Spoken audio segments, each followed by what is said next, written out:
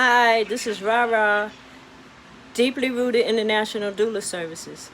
This is where we document what happens with a doula, what we encounter with the mom, and what being a doula is all about. I guess what doodling can tell. I've just arrived at the home of the mother, which happens to be my granddaughter-in-law, and was greeted by some cousins of the dad that I hadn't seen in a long time. So that was a good reunion, and that was family. I don't think they all knew, but now they're out in the parking lot, and the grandson was like, "Glad you're here," because wow, this is a lot. And he was ready, and I'm sure that he's ready, but it's a lot. And on the day that it happens, you just don't know how you're going to feel. This is Mom. This is Autumn. This is where I found Autumn, and within 2 minutes of arriving, Autumn had a bodacious contraction that I was able to see. He pretty much stood up, and so here we are. Autumn went to the hospital earlier this afternoon and was sent home at 3 centimeters. Due to the coronavirus, you can't stay in the hospital. They want you to be active. Active labor is pretty much 5 centimeters and above. They'll keep you. You're not going home. You're in active labor. 5 and below, you have a possibility of that lingering for a while. With the coronavirus, you don't want the threat of being in the hospital, trying to walk and freely move around. Autumn chose to come home, so they've walked a bit before I arrive as she's resting. They walk quite a bit, and it's kind of warm out. So when I got here a few moments ago, this is where I found Autumn. She's in the bed, and we're going to try to labor at home as long as possible. She'll be here. This is her first, so she's nervous, but I think we'll be okay. She has family and friends around. So, but what we'll do is keep her as informed as possible. So, if nothing else, she'll be aware and she'll know what's happening to and for her and the baby, what's anticipated and what she can and can't do. When you're laboring at home, you pretty much get in where you fit in. You can do lots of things.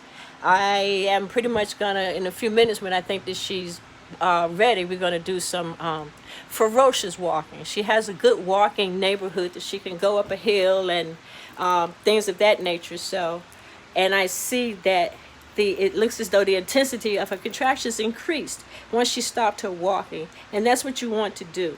You want to do all of that without any kind of medications or anything. Autumn has decided when the time comes, if she wants an epidural. And as a doula, that's what we advocate for her. What makes her comfortable? What's good for her?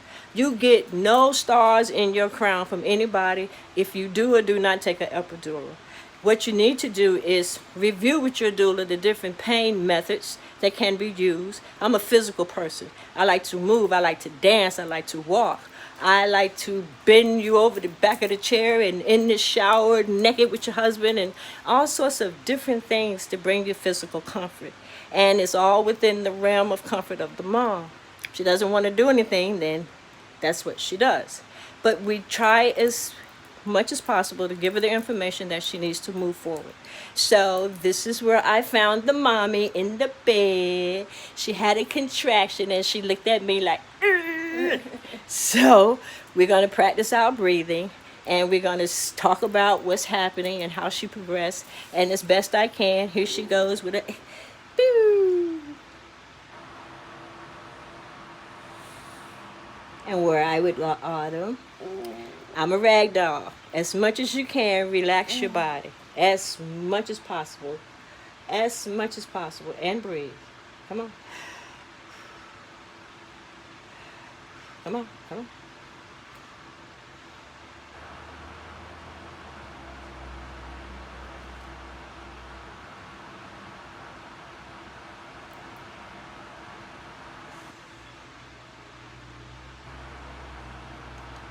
Don't hold your breath. Breathe.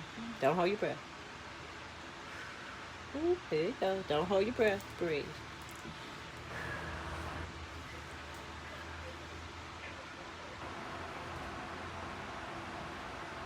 Hello, baby. Hello, baby. Several things indicate the contraction was over. See how she relaxed? how she kind of came back into the room. There was a big knot. Baby was bawling up here. So without the aid of the instruments of the hospital, you can look at the mom and pretty much tell when the contraction starts and when the contractions is over. What you do is in that moment, you teach her how to handle it. You help her. Let's breathe. Let's move. Let's this. You just all the measures of comfort that you can think of. You offer them to the mom at that moment. 10 minutes from now, they may not work. 30 minutes from now, she'll be like, let me have it again. Give me again. You got to work with what you know. And sometimes with what you don't know, you have to ask the mother, what do you need? What do you want? What brings you comfort? So, see you again. We're going to labor for a while, see what we can do around the house to get her more comfortable and hopefully bring on stronger contractions. And when we return to the hospital, she'll be 5 centimeters or above, and she'll be checked in as active labor, and we'll be bringing in a baby soon. Thank you for watching. This is Rara from International Doula Services. This is my journey. I'm going to talk about what happens when I'm out as a doula within my community throughout the world. I've birthed babies in South America. I was making a stance in Japan. I'm going to return with the military. So here I am back home in the U.S. and catching all the babies that I am called upon. Have a blessed day.